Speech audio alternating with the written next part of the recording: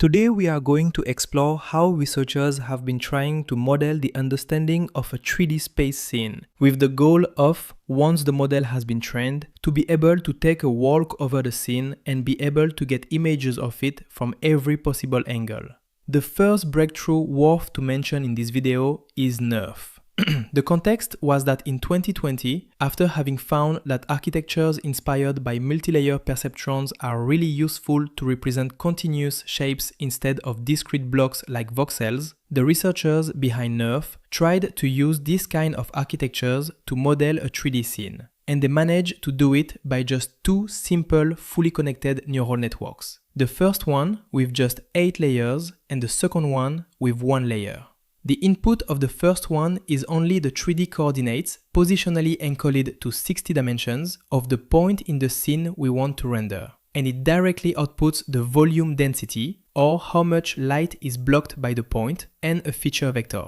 The second network, just 1 layer, takes the feature vector and the viewing direction, positionally encoded to 24 dimensions, and outputs the color of the point. Note that to render a single image from a given viewpoint, this network must be evaluated not just for every pixel, but for many sample points along the viewing ray cast through each pixel. Due to this dense sampling along rays, NeRF is super heavy and computationally expensive to train, and far too slow to render images in real time. You now have a high-level overview of what is the shape of this model and how it is used to render images from a given viewpoint. But how is this model trained? The scene is first captured from multiple viewpoints, capturing not just the image, but also the camera pose, meaning position and orientation, for each image. Then, the model is trained by minimizing the difference between the real images and the ones sampled from the same viewpoints.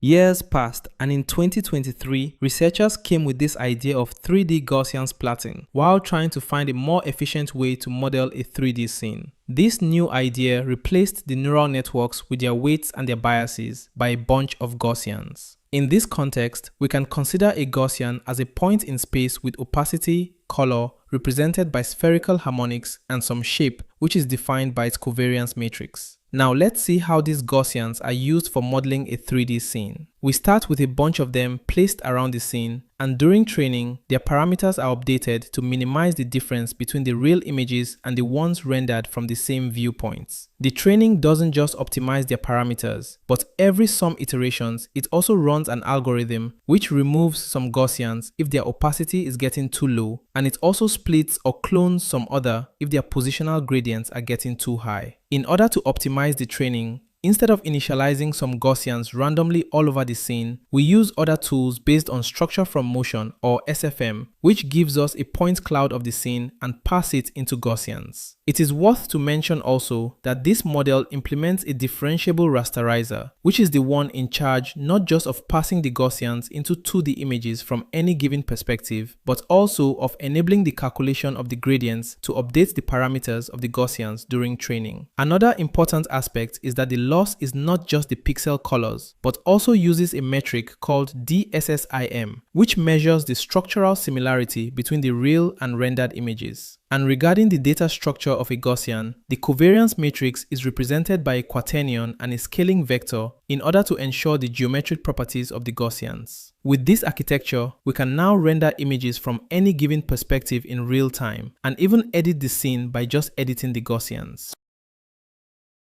Now we are going to see something closer to the state-of-the-art models, which are based on diffusion and transformers and are ready to model not just a static 3D scene, but a dynamic one where the time dimension is also modeled. Far from that, they even give the possibility to generate and model the moving scene by using just text prompts. When we talk about world foundation models, we are talking about models that have been trained in a massive dataset of videos and have learned to model the physics of the world. Their architecture allows them to parse not just videos, but also text into embeddings which represent not just information and relations about what is in the scene, but also to keep track of the momentum of the physics going on in the scene, enabling not only the decoding of these embeddings into videos, but also to easily modify, prolong, or generate new videos by mixing its embeddings with new ones getting from just text prompts. Let's start with the tokenizer and encoder, which is the one in charge of parsing the raw video into embeddings. First, it processes the raw video using a two-level Haar wavelet transform.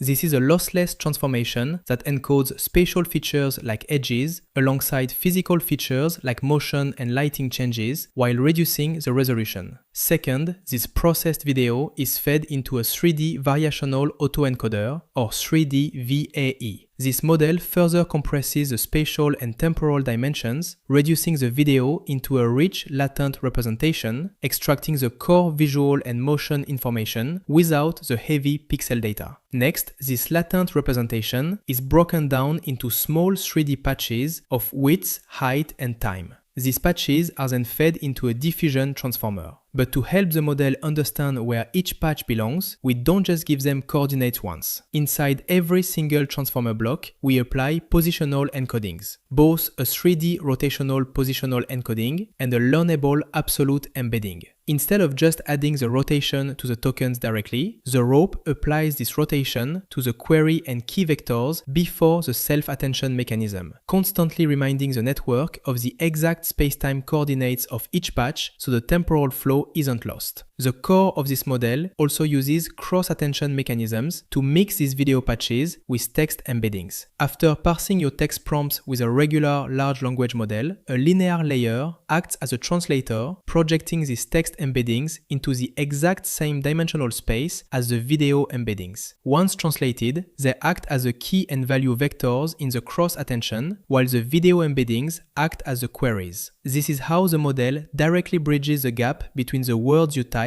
and the visual features in the video. Over many iterations, a diffusion process gradually removes noise and shifts the video to match your text prompt. That's how a normal video of a red car driving down the street can seamlessly transform into a blue car driving up the street. And that's just the starting point. You should ask yourself now, what would happen if we start with, instead of a normal video, just noise? What will happen once the text prompt embeddings start shifting the noisy embeddings? We can even go further and ask ourselves, what would happen if we start with a video and append random noise frames at the end of it? Without specifying any text prompt, what will those noisy frames convert into?